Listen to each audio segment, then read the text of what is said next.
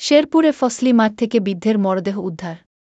নালিতাবাড়ি কাকরকান্দি ইউনিয়নের রসাইতলা শিংমারি ফসলের মাঠ থেকে 17 ডিসেম্বর মঙ্গলবার দুপুরে বৃদ্ধের মরদেহ উদ্ধার করে নালিতাবাড়ি থানা পুলিশ। উদ্ধারকৃত মৃত ব্যক্তি পার্শ্ববর্তী পলাশিয়া গ্রামের তমিজ উদ্দিনের ছেলে আবু বক্কর সিদ্দিক 2। এ সময় মরদেহের নিকটে একটি বিষের বোতল উদ্ধার করা হয়। সহকারী police super circle Nalitabari Didarul Alam প্রাথমিক ধারণা করছেন বিষপানে তার মৃত্যু ঘটতে পারে, তবে ময়নাতদন্তের পর নিশ্চিত হওয়া যাবে। মিলন হোসেন নিবিড়, ANB news 24.com, Nalitabari, Sherpur. আধুনিক রুচিসম্মত আধুনিক প্লাস্টিকের পণ্য। এশা প্লাস্টিকের পণ্য গুণগত মানের সর্বাধিক পছন্দের আসবাবপত্র সহ নিত্য প্রয়োজনীয় পণ্য আজই কিনুন, সরবরাহ করুন। এশা প্লাস্টিক এখন সারা দেশে বিস্তৃত। বুঝি নাই, ওই তার জ্ঞানই নাই, জ্ঞান শূন্য। আজকে হালুয়াঘাট, কালকে না ঘাট পড়া, ওইদিকে নয়াবিল, ওইদিকে কাকরকান্দি, বিভিন্ন জায়গায় ঘুরে গেলা সময় কাটা। বাড়ি ঘর নাই, বাড়ি ঘর নাই, কিছু নাই। বাড়ি ঘর সব কিছু থাকার মতো কোনো পরিবেশ নাই। এরপরে ব্রেনের সমস্যা, ব্রেন তার কোন দিকে ঘুরে, এভাবে ঘুরে ঘুরে থাকে। এটা আমরা এলাকায় কমপক্ষে 7 বছর ধরে জানি। পরে এই হলো তার অবস্থা। আচ্ছা, মৃত্যুটা বুঝতে পারতেছি জানে কেমনে ঘটলো, তো ব্রেন নাই যে বেশ কই পাইলো, কেমনে খাইলো, বিষয়টা আসলে আমরা একবার বোতল ভরেছে না, তার মুখে বিষের কি দেখা গেল, কেমনে চইল এই বিষয়ে আমরা জানতে পারি। আমরা এটা খুঁজ পেলাম না এখনো।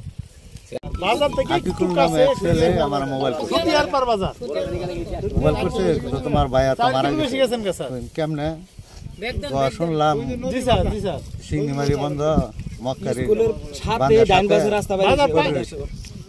বাজার পার হয়ে বলছি যা দেখে।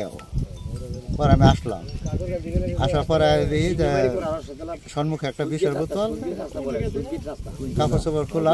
আমি তো ওই দিক দিয়ে আসলাম, বাজারটা পার হয়ে হাতের বাম পাশে লোকজন ঘেরাও হয়। এই পর্যন্ত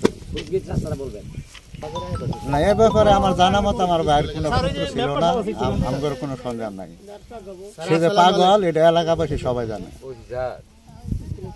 এটা মানে আপনাদের এই মৃত্যুটা মানে কিরকম, বা আপনারা কি পেয়েছেন প্রাথমিক অবস্থায়? ধন্যবাদ।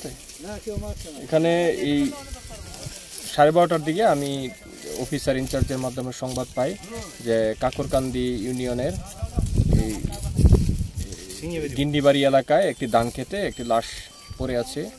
তো পরে এখানে আসলাম, আসার পরে আমি এখানে যারা মানে ওনাদেরকে লাশ শনাক্ত করা সম্ভব হয়েছে। লাশ নাম হচ্ছে আবু বকর সিদ্দিক, সে এই গ্রামেরই লোক।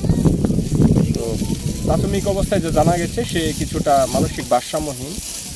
তো মানে প্রাথমিক অবস্থায় আমরা ধারণা করছি যে একটা বিষের বোতল তার লাশের পাশে পাওয়া গেছে। ধারণা করা হচ্ছে যে বিষপানে মারা যেতে পারে। তো এটা আসলেও মানে আমরা পোস্টমর্টেমের জন্য পাঠাচ্ছি।